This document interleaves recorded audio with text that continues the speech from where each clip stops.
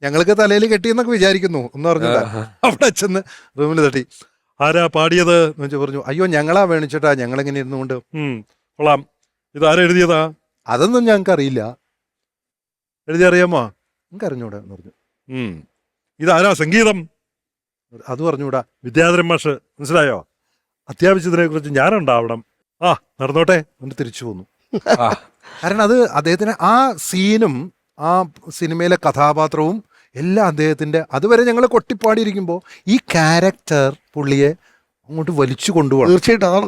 Okay, Ramesh വേറൊരു കാര്യം കൂടെ പറഞ്ഞിട്ട്, ഇപ്പൊ വരികളും സംഗീതം കൂടെ ഇഴുകിച്ചേരുന്നതിന്റെ കാര്യമാണ് മാഷ് പറഞ്ഞത്. അതെ. ഇതേപോലെ രണ്ടുപേർ ഇഴുകിച്ചേർന്ന ഒരു ചരിത്രം മലയാള സിനിമയ്ക്കുണ്ട്. മോഹൻലാലും നെടുമുടി വേണു. അതൊരു എടുത്തു നോക്കൂ ആ കോമ്പിനേഷൻ. തുടങ്ങാം, നമുക്ക് ഓരോന്നായിട്ട് നമുക്ക് എല്ലാവർക്കും പറയാം. ഹിസൈനസ് അബ്ദുള്ള, ആ രാജാവും അബ്ദുള്ളയായിട്ടുള്ള ചിത്രം അല്ല, നമുക്ക് ഹിസൈനസ് അബ്ദുള്ള ഒന്ന് ആലോചിച്ച് നോക്കാം ആദ്യം. ഗംഭീരം ഇല്ലേ, ഗംഭീരമല്ലേ? അതിനുശേഷം ചിത്രം ആലോചിച്ച് നോക്കട്ടെ.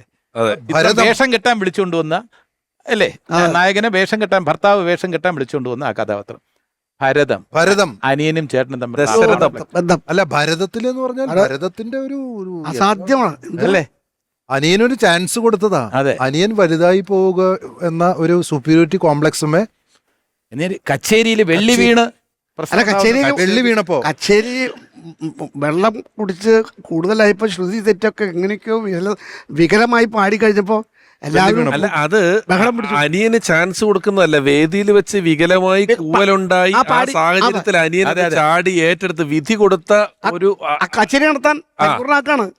അനിയ ഏറ്റുപാടുക. എന്നിട്ട് വേണിച്ചേട്ടന്റെ ക്യാരക്ടർ മരിച്ചു എന്ന് സംശയമുള്ളപ്പോ വീണ്ടും ഒരു എഴുത്ത് വരുന്നതും കാര്യങ്ങളും എഴുത്ത് വരലും അപാരം. എന്തൊരു പിന്നെ ദശരഥം, ആ കോമ്പിനേഷൻ ഒന്ന് ആലോചിച്ചു. സാധ്യം. അതെ, ദശരഥത്തിലെ ഏറ്റവും രസകരമായ മുഹൂർത്തം എന്ന് പറഞ്ഞാൽ ടച്ചിങ്. ഈ ഇദ്ദേഹത്തിന്റെ കൂട്ടുകാരൻ ആശ്രിതൻ, അദ്ദേഹത്തിന് മക്കളുണ്ട്. മക്കളിൽ തൊമ്മിയാണ് ഈ ലാലേട്ടന്റെ കഥാപാത്രം ഏറ്റവും ഇഷ്ടം. ഇവര് വെള്ളം അടിക്കുന്നു, മറയുന്നു, ബാറിലിരുന്നിട്ടൊരു ചോദ്യമാണ്, തൊമ്മിയെ എനിക്ക് തരുമോ ചോദിക്കുമ്പോ, തരില്ല. അത് തനിക്ക് പറഞ്ഞാൽ മനസ്സിലാവില്ല.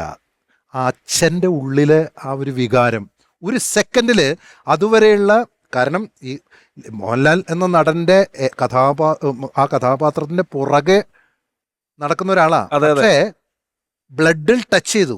അതെ അതെ. തൊമ്മിയെ എനിക്ക് തരുമോ എന്ന് ചോദിച്ചു. ആ മറുപടി എന്താ വെച്ചാല് തരില്ല.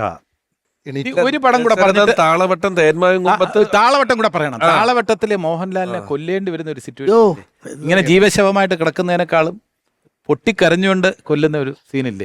Did it for himself. അതാണ് dialogue. I did it for himself. പിന്നെ ഓർക്കാപ്പുറത്ത് അച്ഛനും മകനും ഫ്രണ്ട്സ്. അതെ, അതാണ് ഗംഭീര ക്യാരക്ടറൈസേഷനാണ്. ഇന്ത്യൻ എന്ന് പറയുന്ന ഒരു സിനിമയിൽ അദ്ദേഹം CBI ഉദ്യോഗസ്ഥനാണ്. നമ്മളിപ്പം ജഗദീഷ് ചേട്ടനെ പറ്റി പറഞ്ഞാൽ അദ്ദേഹം പ്രൊഫസറാണ്. അതെ. സിനിമയില് നിലത്ത് മുട്ടി നിൽക്കുന്നിടം തൊട്ട് അങ്ങറ്റം വരെ പിടിക്കുന്ന ഒരു സമൂഹത്തിന്റെ നാനാ മേഖലകളിലൂടെ പോകുന്ന ക്യാരക്ടറുകളെ പിടിച്ച് വേണിച്ചേട്ടന് ഈ പറഞ്ഞ പോലെ ഇങ്ങനെയുള്ള കുറേ ഒബ്സർവേഷനുകളും കുറേ കാര്യങ്ങളുണ്ട്. വേണിച്ചേട്ടൻ രാജാ പാർട്ട് സെറ്റപ്പ് അവിടം തൊട്ടിങ്ങ് പിടിച്ചാൽ ഏറ്റവും അലമ്പ് സെറ്റപ്പ് എന്ന് പറഞ്ഞാൽ സെറ്റപ്പ് പിടിക്കുന്ന ഭൈരവൻ എന്നൊരു ക്യാരക്ടർ ഉണ്ട് ചാട്ടയില്, ഭരതേട്ടന്റെ ചാട്ടയില്. അതിലെങ്ങനെയാ വെച്ചാൽ ഡ്രോയറാ ഐലിയ. ഈ ഡ്രോയറാണ് ഫുൾ ടൈം കാണുന്നത്. കാരണം ഈ മുണ്ട് പൊക്കി വെച്ച് നടക്കുള്ളൂ. ഡ്രോയർ മാത്രം കാണും. അങ്ങനെയാണ് കൊസറ ഭൈരവൻ, ചാട്ടുളി അരവിന്ദൻ, ഡെൻവർ ആശാനൊക്കെ എന്തൊരു ഡെൻവർ ആശാൻ അദ്ദേഹത്തിനോട് അദ്ദേഹം ചെയ്തതിൽ നിന്ന് 10 കഥാപാത്രം തിരഞ്ഞെടുക്കാൻ പറഞ്ഞപ്പോ അതിലൊരെണ്ണമായിട്ട് അദ്ദേഹം തിരഞ്ഞെടുത്ത കഥാപാത്രമാണ് ഡെൻവർ ആശാൻ എന്ന് പറയുന്നത്. സ്ലാങ് ഒക്കെ മാറ്റി പിടിച്ച് കളിച്ചിട്ടുള്ള പരിപാടികളിലൊന്നാണ് ഡെൻവർ ആശാൻ എന്ന് പറയുന്നത്. കൊട്ടോടി വേലു പറങ്കിമല എന്ന് പറയുന്ന പടത്തിലെ കാക്കനാടിന്റെ ഭരതേട്ടന്റെ പറങ്കിമലയിലെ കൊട്ടോടി വേലു അങ്ങനെ എന്തോ അല്ലേ ഉണ്ട്. നല്ല കലാകാരൻ മാമ്പറ്റ അപ്പുമാഷ് അവസരത്തിലെ എത്ര കഥാപാത്രങ്ങളാണല്ലേ, എത്ര നമ്മളിപ്പോ ഇരുന്ന് പറയും. ഇതൊന്നും പറഞ്ഞല്ലേ ഞങ്ങൾ അപ്പുമാഷെ വീട് അന്വേഷിച്ചു വന്നതാ. അപ്പുമാഷ് ഞാനാ വീട് എവിടെയാ? അത് തന്നെ ഞാനും നോക്കുന്നത്. അല്ല. പിന്നെ വേറൊരു കാര്യമുണ്ട്. ഈ എന്താ പറയുക, ഡയലോഗൊന്നും ഇല്ലാതെ അഭിനയിച്ച് നമ്മുടെ കണ്ണ് നിറയിച്ചൊരു സീനുണ്ട് എൻ്റെ മനസ്സിൽ ഓടി വരുന്നത്. അപ്പുണ്ണി, സത്യനന്ദിക്കാട് സംബന്ധിച്ച അപ്പുണ്ണി എല്ലാത്തിനും ക്ഷോഭിക്കുന്ന ഒരു ക്യാരക്ടറായിട്ടാണ്. അപ്പോൾ അവിടെ ഒന്ന് ആഹാരം ശരിയല്ലെങ്കിൽ അപ്പോൾ ക്ഷോഭിക്കാം. അപ്പോൾ അപ്പുണ്ണിക്ക് ഇഷ്ടം നായികയാണ്, മേനകയുടെ കഥാപാത്രത്തിനെയാണ് ഇഷ്ടം, മുറപ്പെണ്ണ്. പക്ഷേ മേനകയ്ക്ക് ഇഷ്ടം മോഹൻലാൽ എന്ന മാഷിനെയാണ്. അത് മനസ്സിലാക്കിയതിന് ശേഷം വേണിച്ചേട്ടൻ ഊണ് കഴിച്ചുകൊണ്ടിരിക്കുമ്പം ചോറിൽ കല്ല് കടിക്കുന്നുണ്ട്. പക്ഷേ ഒരക്ഷരം എതിർപ്പ് പറയാതെ അതിൽ ക്ഷോഭിക്കാതെ ഊണ് കഴിക്കുന്ന ഒരു രംഗമുണ്ട്. ഇനി ഈ വേണിച്ചേട്ടൻ ഊണ് കഴിക്കുന്നതിന്റെ കൊതി വരണമെങ്കിൽ ഗോളാന്തര വാർത്ത എന്ന് പറയുന്ന സിനിമയില് അദ്ദേഹം ഒരു അരിച്ചാക്കുകളൊക്കെ വെച്ചിട്ടൊരു അദ്ദേഹത്തിന്റെ ഒരു ഗോഡൌൺ ഉണ്ട്. അവിടെ മമ്മൂക്ക അദ്ദേഹത്തിനെ കാണാൻ വരുമ്പം അവിടെ ഇരുന്ന ഒരു ഊണ് കഴിപ്പുണ്ട്. അയ്യോ, ഊണൊക്കെ നമ്മള് തിയേറ്ററിൽ ഇരുന്ന് വിശക്കുക അല്ലാണ്ട് വേറെ ഒരു വഴിയുമില്ല. ഇനി ഒരു കാര്യം പറഞ്ഞിട്ടെ, ഇതേപോലെ ഒരു കല്യാണ സദ്യക്ക് ഒരു സിനിമാ നടന്റെ കല്യാണത്തിന് പോയപ്പം ഞാനും വേണിച്ചേട്ടനും അടുത്തടുത്താണ് ഇരുന്നത്. അപ്പം ഞാൻ പറഞ്ഞു, ബുദ്ധിയും വിവരമുള്ള ഒരു നടന്റെ അടുത്തിരിക്കാനുള്ള ഭാഗ്യം എനിക്ക് കിട്ടി. അപ്പൊ പുള്ളി പറഞ്ഞു, എനിക്ക് ആ ഭാഗ്യം കിട്ടിയില്ലല്ലോ.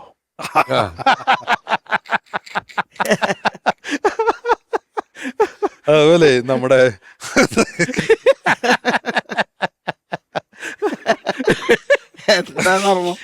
ചമ്പക്കുളം തച്ചനിലെ വില്ലനില്ലേ കുട്ടിരാമൻ, അയ്യോ, ഈ നായികയായിട്ടുള്ള മോനിഷയെ പ്രാപിക്കുകയാണ്. കാരണം ഈ നേരത്തെ പറഞ്ഞ മുറച്ചെറുക്കനാ. അതെ, മുരളിയുടെ കഥാപാത്രത്തിനെ വിവാഹം കഴിച്ചു.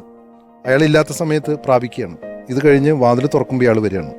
ഒന്ന് കണ്ടുമുട്ടുമ്പോൾ പോകുന്ന പോക്കിൽ ആ ഡോറിൽ വെച്ച്, നിന്റെ ഭാര്യയാണെന്ന് അവിടെയല്ലേ ഓർക്കേണ്ടത്.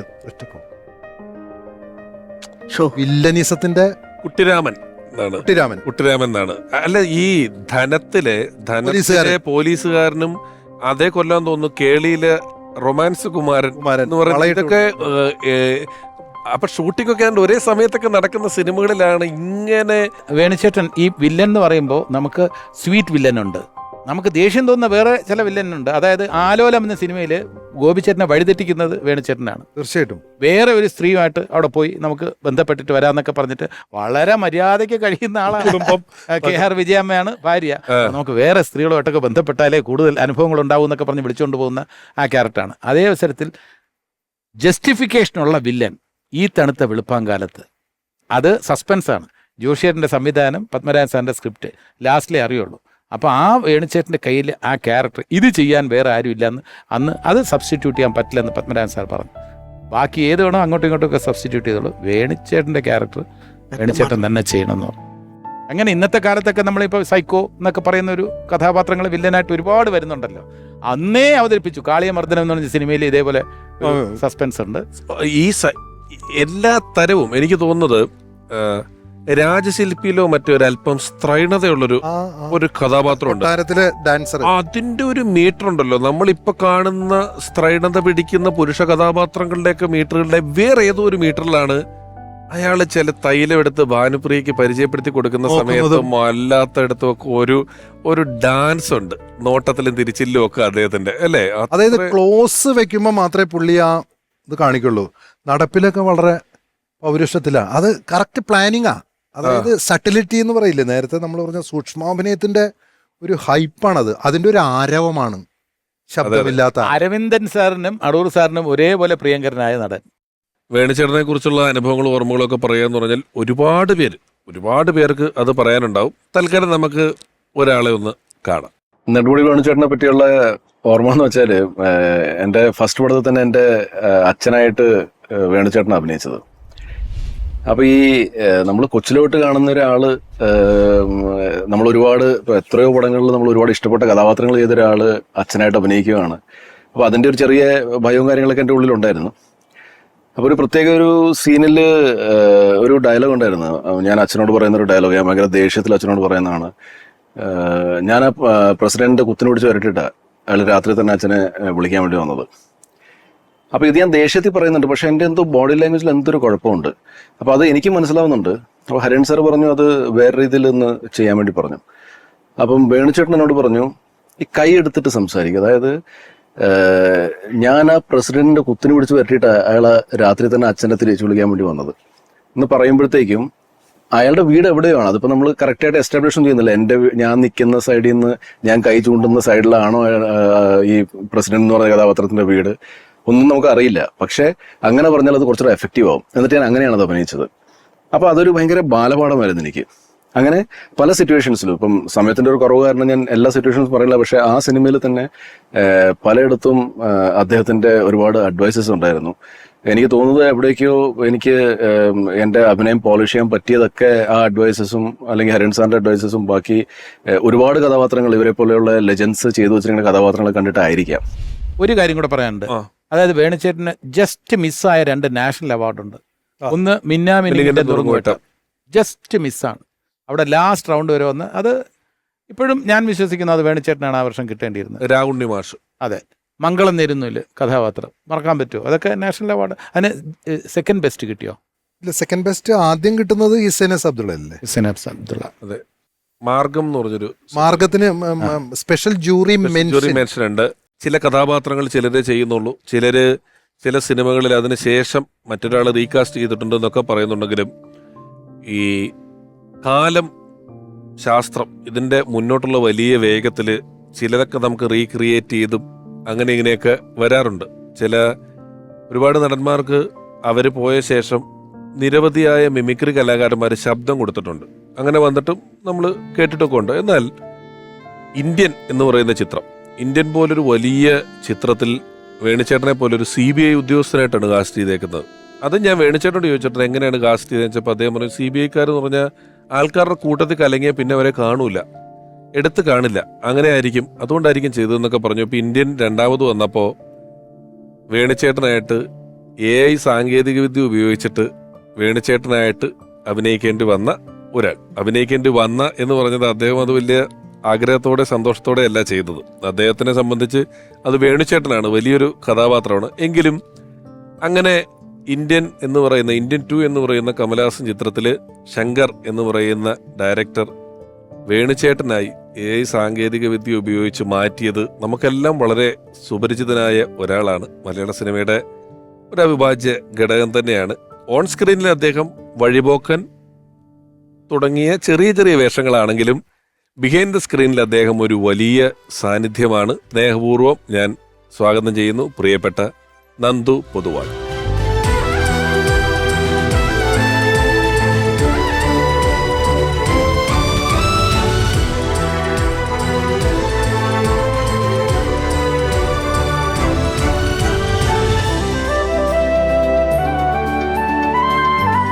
ചേട്ടാ നമസ്കാരം. നമസ്കാരം. മലയാള സിനിമയുടെ ഒരു കാലഘട്ടത്തെക്കുറിച്ചുള്ള സംസാരമാണ് ഇവിടെ നടന്നുകൊണ്ടിരുന്നത്. ഞാനൊക്കെ കൊതിയോടെ കണ്ട അത്ഭുതം പൊടിയൊരു കാലഘട്ടം തൊട്ട് ഈ കാലഘട്ടം വരെ ഉണ്ടായില് ഒരുപക്ഷെ സാങ്കേതിക വിദ്യയുടെ സഹായത്തോടു കൂടി നമ്മൾ ആരും പ്രതീക്ഷിക്കാത്ത, ഒരിക്കലും സാധ്യമാണെന്ന് വിചാരിക്കാത്ത ഒരു കാര്യമാണ് നന്ദുചേട്ടന് നേരെ വന്നതും ചെയ്തതും. നന്ദുചേട്ടനിലേക്ക് അത് എങ്ങനെയാണ് എത്തപ്പെട്ടത്? ഇന്ത്യൻ 2 എന്ന് പറയുന്ന ചിത്രത്തിലെ വേണുചേട്ടന്റെ വേഷങ്ങളിൽ ഒരുപാട് നന്ദുചേട്ടൻ ചെയ്തത് എത്തിയത് എങ്ങനെയാണ്? അത് അവരിങ്ങനെ ഒരുപാട് പേരെ അന്വേഷിച്ചുകൊണ്ടിരിക്കുകയായിരുന്നു.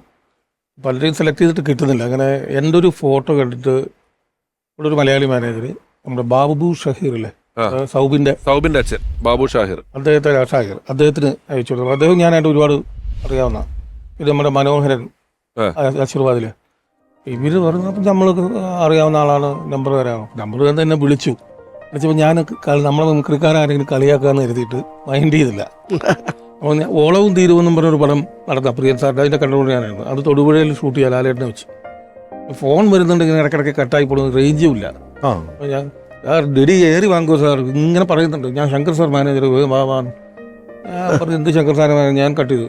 അപ്പോൾ ലാൽ സാറുണ്ട്, കുറേ നേരമല്ലോ ഈ ഫോൺ ചെയ്യുന്നത്, ആരേത് എന്താ അത്? ഞാൻ പറഞ്ഞു സാറിനോട് കാര്യം പറഞ്ഞു. സാറ് പറയും നിങ്ങൾ കാർത്തിക്കിനെ വിളിച്ച് അന്വേഷിച്ചു. കാർത്തിക് എന്ന് ജീവിച്ചിരിക്കുന്നു, നമ്മുടെ കാർത്തിക് മാനേജർ. കാർത്തിക് പോയി വിളിച്ച് ചോദിച്ചപ്പോൾ സത്യാവസ്ഥയാണ്. ഇവിടുത്തെ മാനേജറെ വിളിച്ചത് അവർ കുറേ ദിവസം നിങ്ങൾക്ക് താല്പര്യമില്ലെങ്കിൽ പറയാൻ പറഞ്ഞു. അപ്പോൾ ഞാൻ പറഞ്ഞു ഏതായാലും ഈ ഷൂട്ടിങ് കഴിഞ്ഞിട്ട് കയറി വരും. അങ്ങനെ ചെന്ന് ഗെറ്റപ്പൊക്കെ മാറ്റി ഇത് കഴിഞ്ഞ് അവർ വിളിക്കാൻ പറഞ്ഞു വിട്ടു. പെട്ടെന്ന് ദിവസം ഫോൺ കുറേ ഡേറ്റുകൾ അയച്ചു തന്നിട്ടുള്ളൊരു ഫോൺ വന്നു, പെട്ടെന്ന് വരാൻ പറഞ്ഞു. അങ്ങനെയാണ് അതിനകത്ത് ജോയിൻ ചെയ്തത്. നന്ദുചേട്ടൻ മിമിക്രിയിലായിരുന്നു വളരെ തുടക്കത്തിൽ. അതെ.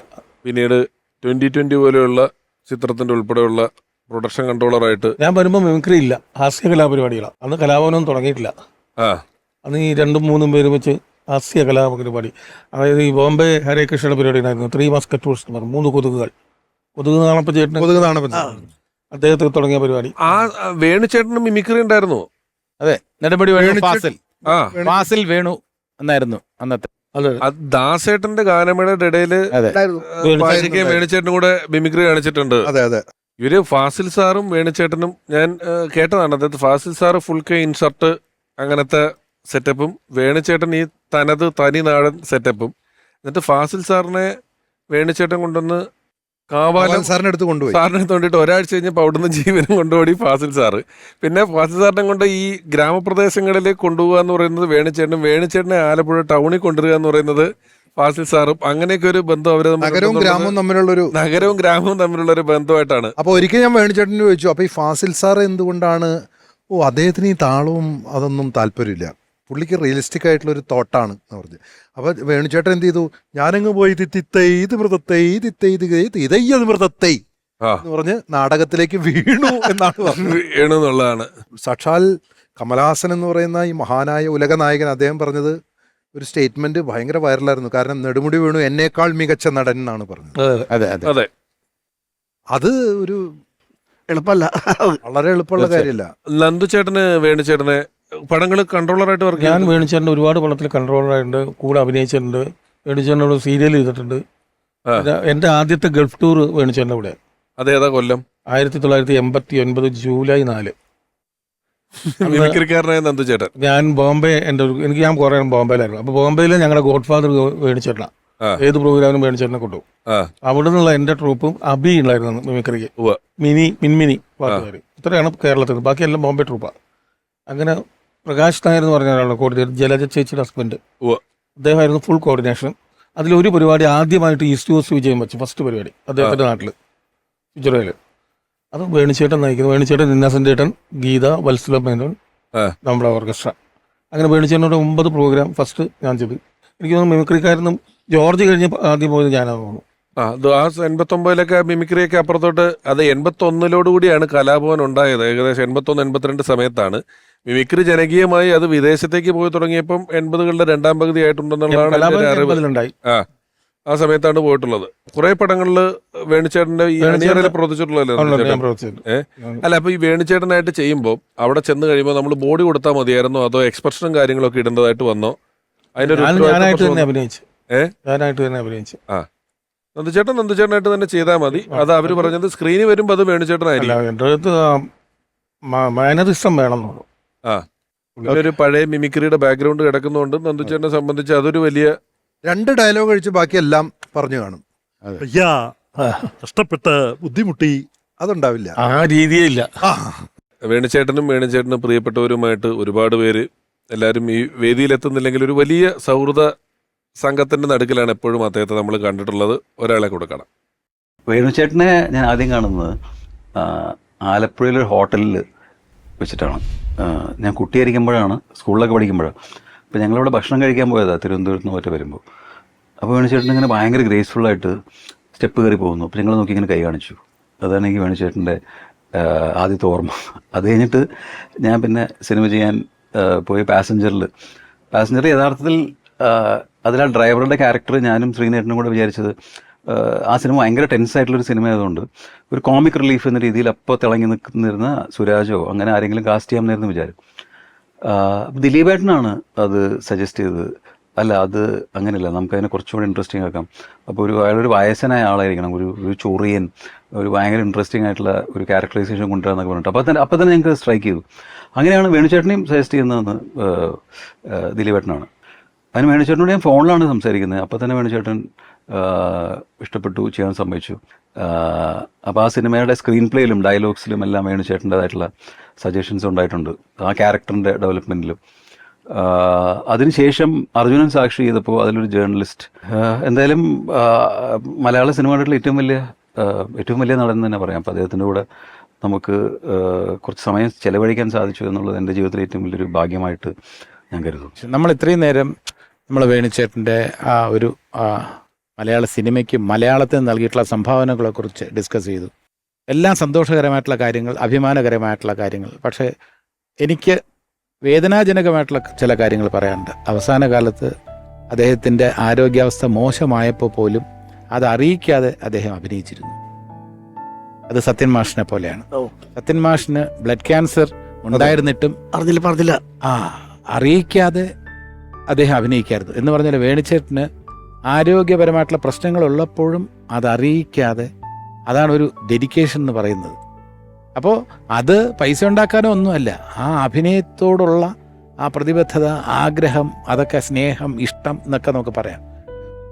അതിൽ നമ്മളൊക്കെ പരസ്പരം ഡിസ്കസ് ചെയ്തിട്ടുണ്ട്. ഞാനും ഇന്നസെൻ്റ് ഏട്ടനും ഒക്കെ നമ്മൾ ഡിസ്കസ് ചെയ്തിട്ടുണ്ട്. പക്ഷേ പുള്ളി അതൊന്നും മൈൻഡ് ചെയ്തിട്ടില്ല. അതൊക്കെ ഇതിൻ്റെ കൂടെ ഉള്ളതല്ലേ, അത് ചോദിക്കുന്ന അത്ര ഇഷ്ടമല്ല. തീർച്ചയായിട്ടും. അപ്പം അവസാനത്തെ കുറേ ചിത്രങ്ങൾ ഈ ബുദ്ധിമുട്ട് സഹിച്ചിട്ടാണ് അഭിനയിച്ചിട്ടുള്ളത്. അങ്ങനെ വേണിച്ചേട്ടൻ്റെ ആ കമ്മിറ്റ്മെൻ്റ് എന്ന് പറയുന്നത് നമ്മളെ സംബന്ധിച്ചിടത്തോളം എത്ര ഉദാത്തമായിട്ടുള്ള രീതിയിലാണ് അദ്ദേഹം മലയാള സിനിമയിൽ വർത്തിച്ചിരുന്നത് എന്ന് നമ്മളെ ഓർമ്മിപ്പിക്കുന്ന കാര്യങ്ങളാണ് ഇതൊക്കെ. അതെ, ഇല്ലേ? ഈ ആരോഗ്യമൊക്കെ മറന്ന് സ്വന്തം കഷ്ടപ്പാടുകൾ, സ്വന്തം ബുദ്ധിമുട്ടുകൾ, സ്വന്തം വേദനകളെല്ലാം മറച്ചു വെച്ച് ബാക്കിയുള്ളവരെല്ലാം സന്തോഷിപ്പിക്കാമെന്ന് എല്ലാ കാലത്തും അദ്ദേഹം ശ്രദ്ധിച്ചു. ജയകൃഷ്ണൻ, മറ്റൊരു കാര്യം കൂടെ ഉള്ളതേ, ഒരു കലാകാരൻ ഓരോ വർഷം കഴിയുന്തോറും റിഫൈൻഡ് ആവുന്നു, അയാൾക്ക് ലഭിക്കുന്ന അംഗീകാരങ്ങൾ കൂടി വരുന്നു, അവിഭാജ്യ ഘടകമായി മാറുന്നു. ഇപ്പം ഞാൻ ജനിക്കുമ്പം, എൻ്റെ കാര്യം പറഞ്ഞു, ഞാൻ ജനിക്കുമ്പോൾ വേണിച്ചേട്ടൻ സിനിമയിലുള്ള ആളാണ്. എത്രയോ കാലം കഴിഞ്ഞാണ് പരിചയപ്പെടുന്നത്. പക്ഷെ അതെല്ലാം കഴിഞ്ഞ് ചില സ്റ്റേജ് ഷോകൾക്ക് വേണ്ടിയിട്ട് അല്ലെങ്കിൽ ചില സിനിമകളിൽ ഒന്നിച്ച് അഭിനയിക്കാനൊക്കെ ചെല്ലുമ്പം അവരുടെ ഒരു ജീവിതാനുഭവങ്ങളോ അവർ വന്ന വഴികളോ അവർ വർക്ക് ചെയ്തിട്ടുള്ള ലെജൻസോ അല്ലെങ്കിൽ സ്വയമേ ലെജൻഡാണെന്നുള്ള ഒരു ബോധ്യമോ ഒരിക്കൽ പോലും ഒരു കണമായി പോലും ഒരു ഈഗോയോ കാര്യങ്ങളോ ഒന്നുമില്ലാതെ എല്ലാം നമ്മൾ എഴുതുന്ന സ്റ്റേജ് ഷോകളില്, സ്റ്റേജ് പരിപാടിയിൽ വരാൻ, കൂട്ടത്തെ പാട്ട് പാടാൻ, അതിൽ അഭിപ്രായം പറയാൻ, അതിൻ്റെ കൂടെ നിൽക്കാൻ എന്നൊക്കെ പറയുന്ന ഒരു നമ്മുടെ തന്നെ സംഘടനയുടെ ചില ഷോകൾക്ക്, അല്ലാത്ത ചില സ്റ്റേജ് ഷോകൾക്ക്, കാരണം സിനിമയിലുള്ള എല്ലാവരും സ്റ്റേജ് ഷോകൾക്ക് വരാറില്ല. ഒരു അവാർഡ് മേടിക്കും പോകുന്നുള്ളതുള്ളൂ. വേണിച്ചേട്ടൻ അങ്ങനെ ഒന്നുമില്ല, സ്റ്റേജിൽ ചെയ്യാൻ വലിയ താല്പര്യമുള്ള ആളാണ്. അരങ്ങിൽ നിന്ന് വന്ന ആളല്ലേ? അരങ്ങ് ഒരു വലിയ ഇഷ്ടമുള്ള ആളാണ്. അതാണ് ഇപ്പം ഗൾഫിൽ പോയെന്ന് പറഞ്ഞിടത്തുനിന്നാണ്, നന്ദിച്ചേട്ടൻ പോയെന്ന് പറഞ്ഞിടത്തുനിന്നാണ് ഞാൻ ആലോചിച്ചത്. അത്രയും അരങ്ങിനോട് താല്പര്യമുള്ള ഒരാളും കൂടിയായിരുന്നു വേണിച്ചേട്ടൻ. അദ്ദേഹത്തിന്റെ പൂരം പടം നടക്കുന്ന ലൊക്കേഷൻ എന്നാണ് വന്നത്. പൂരം ഡയറക്റ്റ് ചെയ്തുകൊണ്ടിരിക്കുകയായിരുന്നു. ഡയറക്റ്റ് ചെയ്തിട്ടുണ്ട്. അത് അവിടെയാണ് ഈ ട്രിപ്പിന് വന്നത്. അതൊക്കെ അപ്പം സംവിധായകനായിട്ടുണ്ട്, കഥാകൃത്ത് ആയിട്ടുണ്ട്. കാറ്റത്തെ കിളിക്കൂട് എന്ന് പറയുന്ന സിനിമയുടെ കഥ അദ്ദേഹത്തിൻ്റെതാണ്. തീർത്ഥം, അങ്ങനെ കുറെ സിനിമകളുണ്ട്. സമസ്ത മേഖലകളിലും അദ്ദേഹമുണ്ട്. വേണിച്ചേട്ടൻ കലയ്ക്ക് വേണ്ടിയാണ് ജനിച്ചത്, കലയ്ക്ക് വേണ്ടിയാണ് ജീവിച്ചത്, കലയ്ക്ക് വേണ്ടി ഇപ്പോഴും ജീവിച്ചിരിക്കുന്നു. തീർച്ചയായിട്ടും. അതെ, ഇന്ന് നമ്മളിപ്പോ ഒരു എപ്പിസോഡിൽ ഇത്രയും പറഞ്ഞിട്ട് ഇനി ഒരു 4 എപ്പിസോഡും കൂടി ഇനിയുണ്ട് എനിക്ക് പറയാൻ. ഈ ഇഷ്ടം പോലെ കാര്യങ്ങൾ എല്ലാവർക്കും, അതായത് ഇതുപോലെ എത്ര പേർക്ക് ഇപ്പൊ ജഗദീഷ് ചേട്ടനും അതുപോലെ നന്ദു പൊതുവാളിനും മാഷക്കും നമുക്കൊക്കെ എത്ര പറയാണ്ട്. വേണിച്ചേട്ടൻ മരിച്ചൊരു 15 ദിവസം കഴിഞ്ഞിട്ട് അപ്പോഴാണ് ഞാൻ പോയത്. ഞാനും നമ്മുടെ കല്ലറ ഗോപനും അലക്സ് എന്ന് പറഞ്ഞ നമ്മുടെ സുഹൃത്തും കൂടി വീടിൻ്റെ ഉമ്മറത്ത് ചേച്ചിയായിട്ട് ഞങ്ങൾ സംസാരിച്ചുകൊണ്ടിരിക്കുന്ന സമയത്ത് തന്നെ ഒരു കാക്ക അവിടെ വന്നിരുന്ന് ഞങ്ങളുടെ സംസാരത്തിൻ്റെ ഇടയിൽ കംപ്ലീറ്റ് ഇൻറ്ററപ്റ്റ് ചെയ്തുകൊണ്ടിരിക്കുക. ഞങ്ങളിങ്ങനെ വേണിച്ചിട്ടുണ്ട് ഓരോ കാര്യങ്ങൾ പറയുന്നു. ഈ കാക്ക അവിടെ ഇരുന്നു കൊണ്ട് ഇതിലിങ്ങനെ ഞങ്ങളുടെ വർത്തമാനത്തിൻ്റെ ഇടയ്ക്ക് ഈ കാക്കയുടെ ശബ്ദം ഇങ്ങനെ കണ്ടിന്യൂസ് ആയിട്ട് എത്ര മിനിറ്റാന്ന് അറിയാം, 45 മിനിറ്റ് നേരം. അപ്പം ഞങ്ങളിങ്ങനെ ഇടയ്ക്ക് നോക്കും. ചേച്ചി അകത്തേക്ക് പോയി. അപ്പം നമ്മളവിടെ നിൽക്കുന്ന ഒരാളോട് ചോദിച്ചു, ഈ കാക്ക അവിടെ വരാറുണ്ടോ? ഈ കാക്കയെ ഇവിടെ ഞങ്ങൾ ഇതുവരെ മുമ്പ് കണ്ടിട്ടില്ല. അതായത് അതൊക്കെ ചിലപ്പോൾ ഒരു പ്രസൻസ് ആയിരിക്കാം. അതുകൊണ്ടാണ് ഇദ്ദേഹം പറഞ്ഞല്ലോ, ആ കാക്കയുടെ രൂപത്തിൽ വന്ന് വേണിച്ചേട്ടനായിരിക്കും. അങ്ങനെയാണല്ലോ ആത്മാവ്, നമ്മൾ വിശ്വസിക്കുന്നു. അതാണ് ജഗദീഷേട്ടൻ പറഞ്ഞ് ഇപ്പോഴും അദ്ദേഹം ജീവിച്ചുണ്ട്. നമുക്ക് എന്നല്ല, ഇങ്ങനെ എത്ര 1000 ആളുകൾക്ക് അനുഭവങ്ങൾ പറയാനുണ്ടാവും. തീർച്ചയായിട്ടും ഉണ്ടാവും ഒരാളെ കുറിച്ച് എന്നുള്ളതാണ്. ഇപ്പം പലതവണയെ നമ്മൾ അതുകൊണ്ടാണ് നമ്മൾ മാഷോട് ഒരു പാട്ടുകൂടെ പാടാൻ പറയും. അതെ, നഷ്ടസ്വരങ്ങൾ. ആ പാട്ട് പാടുന്നതിന് മുമ്പ് ഒരു കാര്യം മാത്രം പറഞ്ഞ് എൻ്റെ വാക്കുകൾ ഞാൻ അവസാനിപ്പിക്കാം. അതായത് ഇന്നത്തെ യുവതലമുറ സിനിമയിലേക്ക് വരാൻ ആഗ്രഹമുള്ളവർ വേണിച്ചേട്ടൻ്റെ സിനിമകൾ എടുത്ത് കാണുക. ആ മെയ് വഴക്കം, ആ കൈയടക്കം, അതൊക്കെ മനസ്സിലാക്കുക. എങ്ങനെയാണ് ഒരു കഥാപാത്രമായിട്ട് മാറുക, സംസാരിക്കേണ്ടത് എങ്ങനെ, ചലിക്കേണ്ടത് എങ്ങനെ, കൈയെടുക്കേണ്ടത് എങ്ങനെ, കാലെടുക്കേണ്ടത് എങ്ങനെ, അഭിനയിക്കല്ല കഥാപാത്രമായിട്ട് മാറുക. മാത്രമല്ല ഈ നേരത്തെ പറഞ്ഞ ഈ കൂത്തിന്റെയും കൂടിയാട്ടത്തിന്റെയും കഥകളിയുടെയും ആ ഒരു പശ്ചാത്തലം, കാവാലൻ സാറിന്റെ തിരുവരങ്ങിന്റെ തനത് നാടകവേദിയുടെ പശ്ചാത്തലം, അതും അറിയാം. ഏറ്റവും മോഡേൺ ആയിട്ടുള്ള ആക്ടിങ്ങും അറിയാം, അല്ലേ? പിന്നെ തീർച്ചയായിട്ടും തമിഴിൽ ഉൾപ്പെടെ അന്യൻ എന്ന് പറഞ്ഞൊരു സിനിമ ഇറങ്ങുമ്പോൾ അതിലും അന്ന് നമ്മൾ തിയേറ്ററിൽ കാണുമ്പോൾ നമുക്ക് പരിചയമുള്ള ഡയറക്റ്റ് ഫസ്റ്റ് കാണുന്നത് വേണിച്ചേട്ടനെയാണ്. അവിടെ ഉണ്ട് ഒരേ സമയം സ്റ്റൈലൈസ്ഡ് ആക്ടിങ്ങും ഒരേ സമയം റിയലിസവും ബ്ലെൻഡ് ചെയ്ത ഒരു ആക്ടറാണ്. നെടുമുടി വേണു ശിവായി സാറ് പറഞ്ഞതാണ്. നെടുമുടി വേണു എന്ന് പറഞ്ഞപ്പോൾ പരിചയപ്പെട്ടപ്പോൾ ഞാൻ നെടുമുടി വേണപ്പോൾ നീ നെടുമുടിയല്ലടാ നീ കൊടുമുടി വേണു എന്നാണ് മഹാനടനായിട്ടുള്ള ശിവായി സാറ് അദ്ദേഹത്തിന്. ഈ ഒരു നോട്ടില് മാഷ് ഒരു പാട്ടും കൂടെ പാടിയാൽ തീർച്ചയായിട്ടും നമുക്ക് നഷ്ടസ്വർഗങ്ങളെ പാടാം. അഷ്ടസ്വർഗങ്ങളെ. അതെ. സ്വർഗങ്ങളെ നഷ്ടസ്വർഗങ്ങളെ നഷ്ടസ്വർഗങ്ങളെ നിങ്ങളെനിക്കൊരു ദുഃഖസിംഹാസനം നൽകി. തപ്ത നിശ്വാസങ്ങൾ ചാമരം വീശുന്ന ഭഗ്നസിംഹാസനം നൽകി.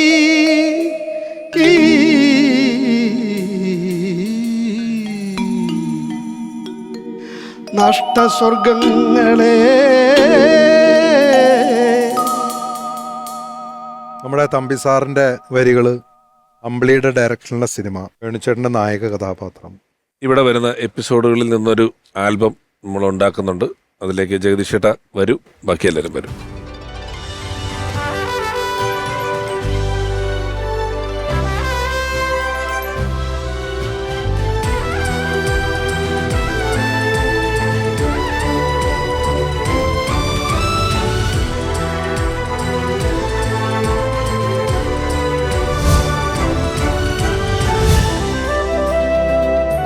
അഭിനയകലയിൽ വൈവിധ്യമാർന്ന കഥാപാത്രങ്ങളെ അവതരിപ്പിച്ചുകൊണ്ട് നമ്മളെ അത്ഭുതപ്പെടുത്തിയ പ്രതിഭയാണ് നെടുമുടി വേണുചേട്ടൻ.